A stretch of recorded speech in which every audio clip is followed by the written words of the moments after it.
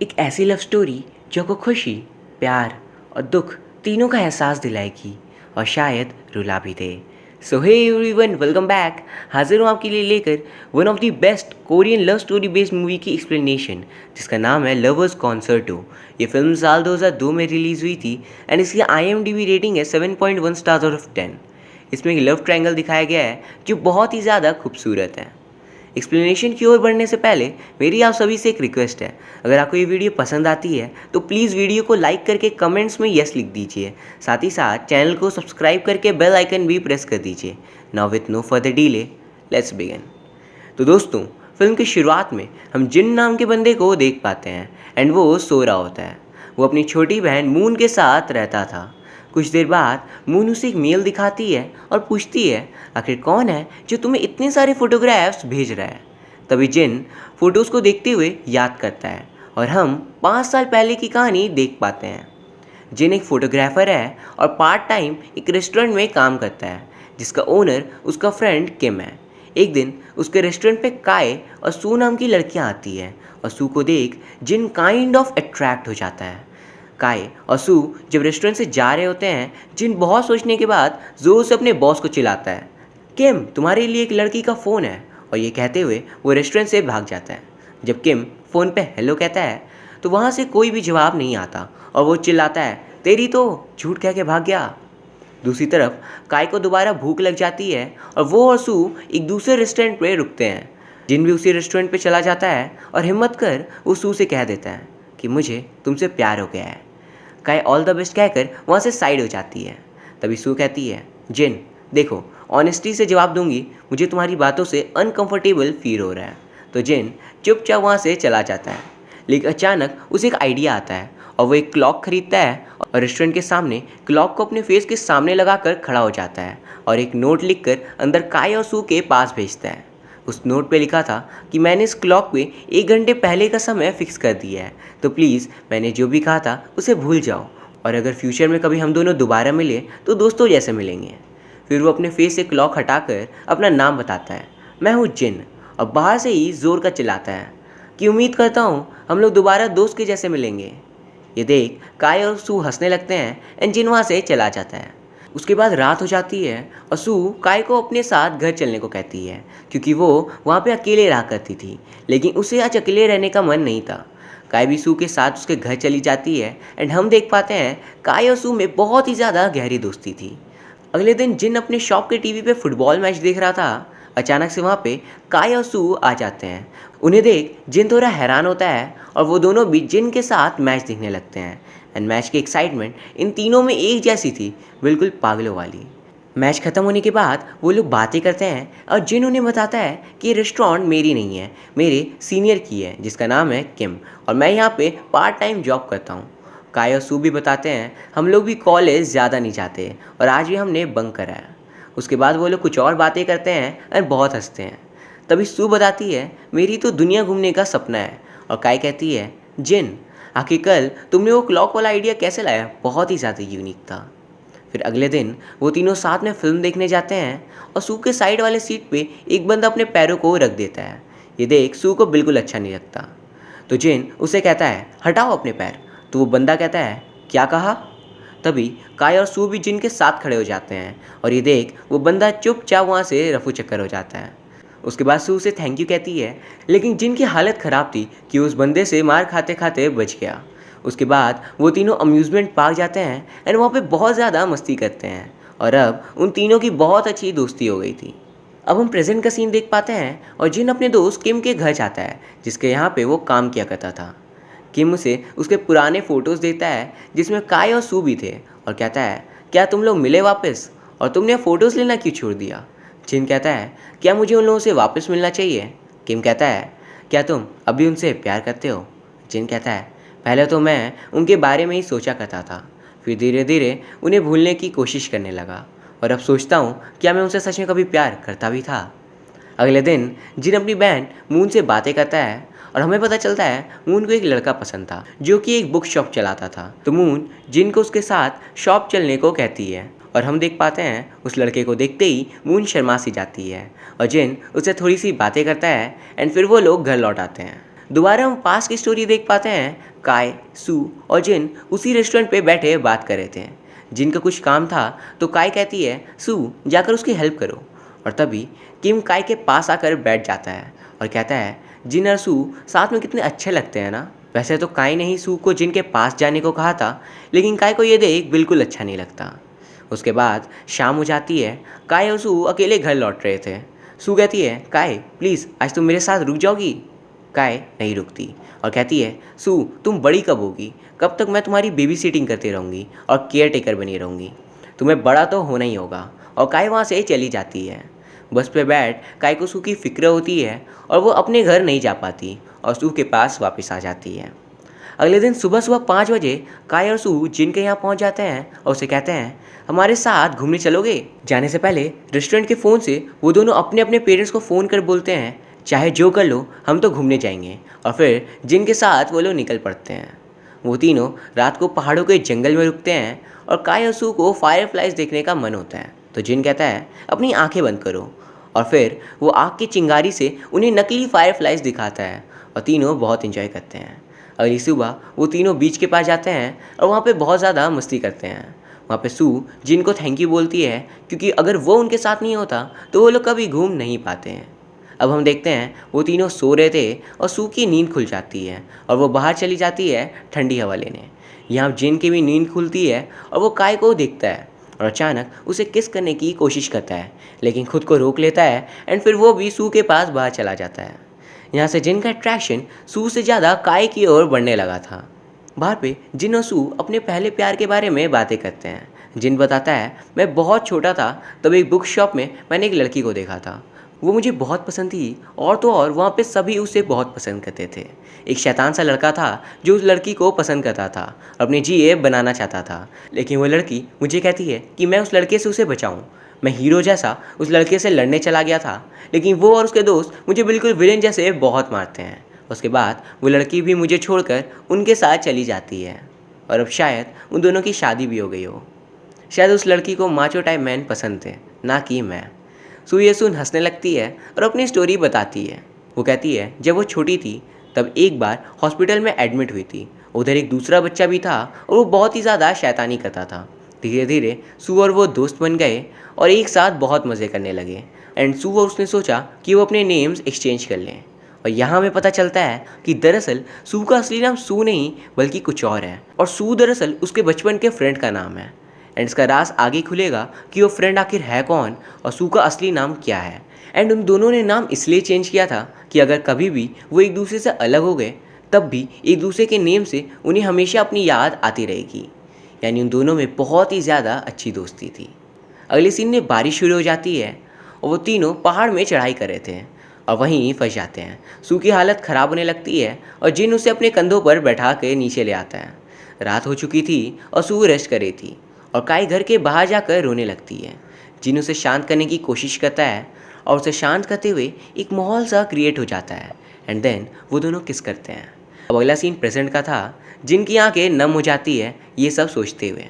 फिर उसकी बहन मून उसी बुक शॉप पे बुक खरीदने जाती है और उसका क्रश उधर ही बैठा हुआ था और वो उसे बताता है ये लो मैंने तुम्हारे लिए कुछ बुक्स की रिकमेंडेशन लिख रखी है, क्योंकि मुझे कुछ काम से बाहर जाना है तो तुम इस रिकमेंडेशन से बुक पढ़ना, ये सारे बहुत अच्छे हैं। मून उसे थैंक्स बोलकर रोते रोते घर चली जाती है क्योंकि वो लड़का आर्मी ज्वाइन करने जा रहा था, तो उसकी ट्रेनिंग कितने दिन चलेगी ये सोच मून को बहुत बुरा लगता है कि अब वो दोनों कभी वापस नहीं मिल पाएंगे एंड दोनों अलग हो जाएंगे। अब दोबारा हम 5 का सीन देखते हैं। जिन और काय मिलते हैं, लेकिन काय बताती है कि सू की तबीयत ठीक नहीं है तो इसलिए वो नहीं आ पाई। उसके बाद काय और जिन एक रेस्टोरेंट जाते हैं। काय वहाँ पे बहुत ज़्यादा ड्रिंक करती है और जिन की एक भी बात नहीं सुनती। फिर वो रास्ते में नशे में निकल पड़ती है और जिन उसे पकड़ने की कोशिश करता है क्योंकि वो क्रॉसिंग पे खड़ी थी और उसकी एक्सीडेंट भी हो सकता था। वो जिन की एक भी ना सुनकर एक टैक्सी लेकर वहाँ से चली जाती है। उसके बाद कुछ दिन बीत जाते हैं और किम का बर्थडे पार्टी आ जाता है और उसमें वो तीनों भी शामिल होते हैं और वहाँ वो तीनों बातें करते हैं। सू कहती है क्या मैं गाना गा सकती हूँ, और फिर वो सबको गाने गा कर सुनाती है। उसके बाद सू कहती है जिन क्या हम दोनों बाहर चल सकते हैं, मुझे तुमसे कुछ बात करनी है। बाहर में सू कहती है अपनी आंखें बंद करो, और फिर वो खुद की भी आंखें बंद करती है और फिर जिन की फेस को टच करने लगती है। जिन पूछता है क्या था? सू कहती है, ये बस एक गेम था जो मैं बचपन में बहुत खेलती थी। फिर वो अपने घर निकल जाती है नम आँखों के साथ। वापस आकर जिन एक लेटर लिखता है सू के लिए। उसमें लिखा था, सू मुझे एक हेल्प चाहिए तुमसे। मुझे लगता है मैं काय को पसंद करने लगा हूँ। तुम मेरी मदद कर सकती हो? इस बात पे तभी काय वहाँ जाती है और जिन जल्दी से लेटर छुपा देता है। काय उसे कहती है कि मैं भी अब चलती हूँ। तो जिन उसे वो लेटर देकर कहता है कि प्लीज़ सू को ये दे देना। और हम देख पाते हैं काय की आंखों में जलन की भावना थी। और जिन के जाते ही काय उस लेटर को गुस्से से फाड़ देती है, क्योंकि उसे लग रहा था कि जिन सू से प्यार करता था, जबकि असल में जिन काय से प्यार कर रहा था। अब अगले दिन सू एक हॉस्पिटल में एडमिट थी और सू ने 2 लेटर लिख रखे थे, एक काय के लिए और एक जिन के लिए।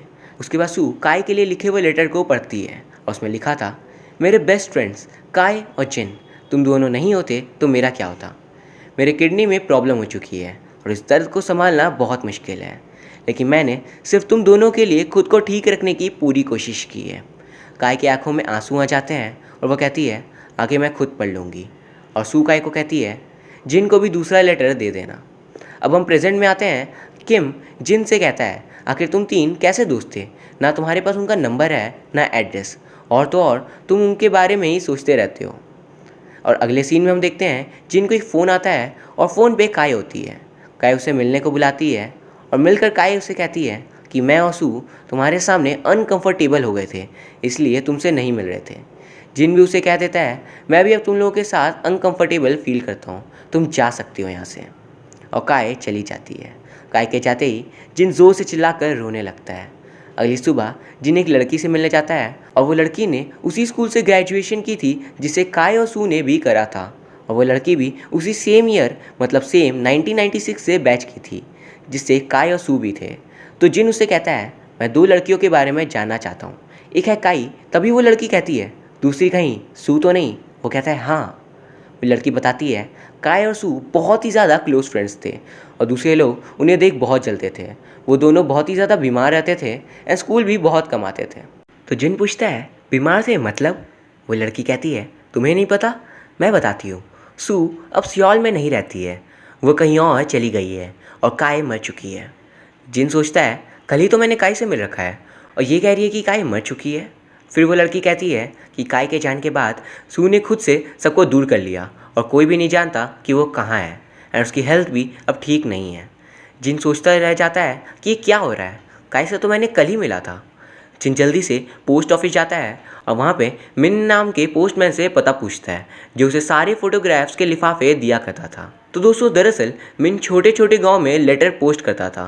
तो एक दिन उसे काय के घर पे एक ट्रंक पे बहुत सारे फ़ोटोज़ मिलते हैं और सब अलग अलग लिफाफे में थे और सब में जिन का एड्रेस था। तो मिन को काय अच्छी लगी थी तो वो उसकी ये सारी फ़ोटोज़ जिन को ला कर दे देता है, लेकिन बिना सेंडर के इन्फॉर्मेशन दिए। और जिन ने भी कभी आज तक ये नहीं पूछा था कि ये फ़ोटोज़ आखिर कौन भेज रहे हैं। अब हम देखते हैं जिन उसी गांव में आ जाता है जहाँ पे काय अब रहा करती थी। एक गांव का बच्चा काय को जाकर बता देता है कि जिन तुमसे मिलने आया है। लेकिन जब काय जिंदा है तो उस लड़की ने ऐसा क्यों बोला कि काय मर चुकी है? चलिए जानते हैं। तो अब काय अपने बचपन के बारे में सोचती है और दोस्तों यहाँ रिवील होता है असली क्लाइमैक्स। तो हम लोगों ने 2 लड़कियों को देखा, काय और सू, और वो दोनों बहुत ही अच्छे दोस्त थे। पर दोस्तों इन दोनों का ये असली नाम नहीं था। काय का असली नाम सू था और सू का असली नाम काय था। यहाँ कि उन दोनों ने अपने नाम एक्सचेंज किए थे और ये सोच कि अगर कभी वो लोग अलग हो गए उन्होंने अपने नाम एक्सचेंज कर लिए।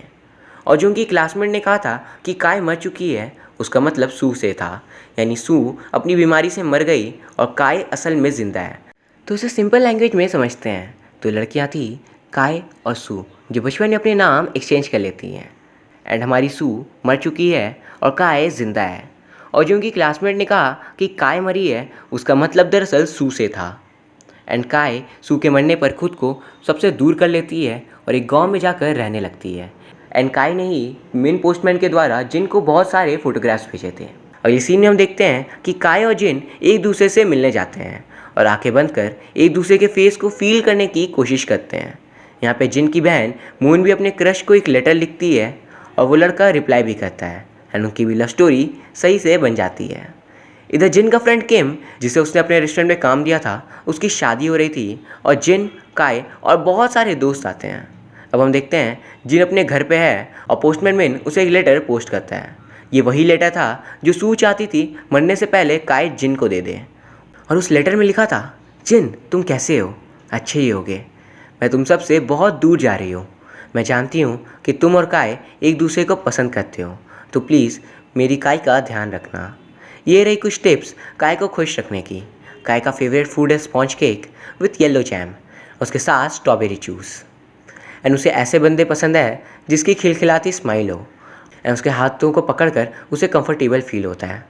काश ऐसा हो पाता कि मैं आखिरी बार तुम लोग को साथ देख पाती।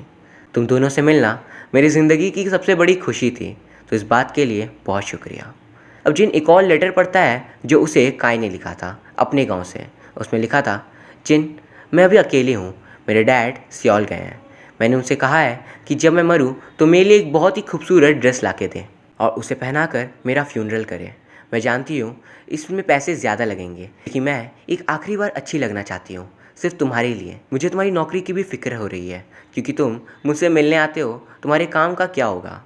हम दोनों के बीच बहुत ही ऑकवर्ड साइलेंस थी, लेकिन फिर भी उस दिन हम लोगों ने किस किया। मुझे अपने पुराने दिनों को याद कर बहुत ही खुशी होती है। तुम भी खुश होगे एंड मैं बहुत लकी हूँ सू और तुम मेरी ज़िंदगी में आए। और मुझे हमारी ऑकवर्ड किस भी याद है। उस टाइम सच में मैं बहुत खुश थी, लेकिन तुमसे कभी कह नहीं पाई। एंड जिन मेरे फ्यूनरल पे ज़रूर आना, और कोई लड़का नहीं आया तो मेरी बहुत बेइज्जती होगी कि आज तक मैंने एक भी बीएफ नहीं बना पाया। और एक बात मैं जानती हूँ, ये जानकर तुम गुस्सा हो जाओगे, लेकिन वो लेटर जो तुमने सू के लिए दिया था वो मैंने फाड़ दिया, उसे दिए बिना। बट तुम्हें सच बताकर मुझे बहुत अच्छा लग रहा है। मैं जब सू से मिलूँगी तो उसे इस बारे में ज़रूर बता दूँगी, और मैं उम्मीद करती हूँ कि तुम मुझे माफ़ कर दोगे। जिन मैं तुमसे बहुत प्यार करती थी, बहुत प्यार करती हूँ और बहुत प्यार करती रहूँगी। गुड बाय जिन, गुड बाय। और यहाँ ये फिल्म एंड हो जाती है। दोस्तों बेसिकली इसमें 3 कैरेक्टर्स थे, जिन, सू और काय। सू का असली नाम काय था और काय का असली नाम सू। ऑफिशियली उन्होंने अपने नाम सेम रखे थे, बट जिन और बाकी अपने दोस्तों के इन लोगों ने अपने अपोजिट्स नाम बताए थे, जिससे अगर कभी भी वो अलग भी हो गए तो एक दूसरे के नाम को सुनकर उन्हें हमेशा याद आती रहेगी।